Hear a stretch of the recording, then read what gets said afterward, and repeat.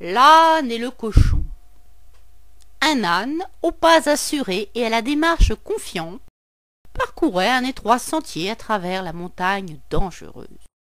Il portait sur lui ballots, colis, sacs et autres paquets qu'il savait transporter entre deux vallées, parcourant ces hasardeux chemins souvent mortels pour qui ne connaissait pas ces lieux. L'équidé était le porteur de ce pays. Il le connaissait comme ses sabots et savait mieux que quiconque comment le traverser. Ce baudet était estimé par tous. En effet, l'animal était issu d'une longue lignée de portefaix qui, au fil du temps, s'était formée à ce service. Ses muscles trapus et son équilibre affirmé lui permettaient de passer aisément par les chemins les plus tordus tout en portant de lourdes charges. Et surtout, l'expérience de ces lieux, accumulée depuis des générations, lui avait été transmise par son géniteur qui la tenait du sien. Il avait appris avec lui, après force leçons, tout ce que devait savoir un porteur pour accomplir son office. Et ainsi, le bourricot avait rejoint sa vocation sur les pentes escarpées de ce massif devenu connaissance. Il savait juger du poids à porter pour le chemin à venir et jauger du passage à prendre pour achever sa mission commandée. Jamais il ne faisait défaut.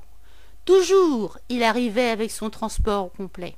Malgré la dureté de la mission, l'âne était fier de son action et n'en aurait changé pour rien au monde, ayant élevé sa charge au rang de science. Bien sûr, son emploi avait son prix, mais nul ne s'en plaignait, car enfin, le service en valait la peine. Sauf pour un cochon tout rose, à l'embonpoint remarquable et à la queue toute tortillée qui trouvait malgré tout matière à s'en plaindre.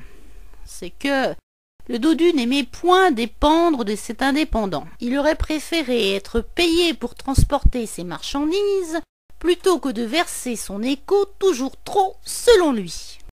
C'est pourquoi ce porcin au gras indiscutable et bien connu de tous chercha moyen à s'affranchir de cet animal par trop onéreux.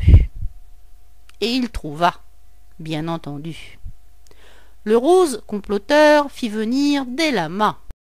Ces derniers, issus d'un pays lointain abandonné à la sécheresse, ne lui demandaient rien de plus que quelques brins d'herbe dont ils pourraient se régaler à l'envi durant leur marche forcée. Le pourceau avait trouvé là idée de génie pour sa bourse bien remplie. Il sut la vendre, colportant la rumeur d'un transport à moindre frais qu'il ferait payer à qui le voulait. L'âne, conscient de sa valeur et de sa peine à l'ouvrage, ne pouvait rivaliser. Malgré ses protestations, personne ne l'écouta et il se retrouva sans rien à transporter. Tous lui préférèrent ses ruminants, par ma foi sympathiques, au prix du pourceau. Et le baudet, ayant perdu son office, dut quitter le pays pour trouver un labeur à ses sabots. Le cochon envoya ses porteurs à l'ouvrage, calculant déjà ses futurs bénéfices. Mais le lama n'est pas un bourricot, vous en conviendrez. Le service ne fut pas à la hauteur, loin s'en faut.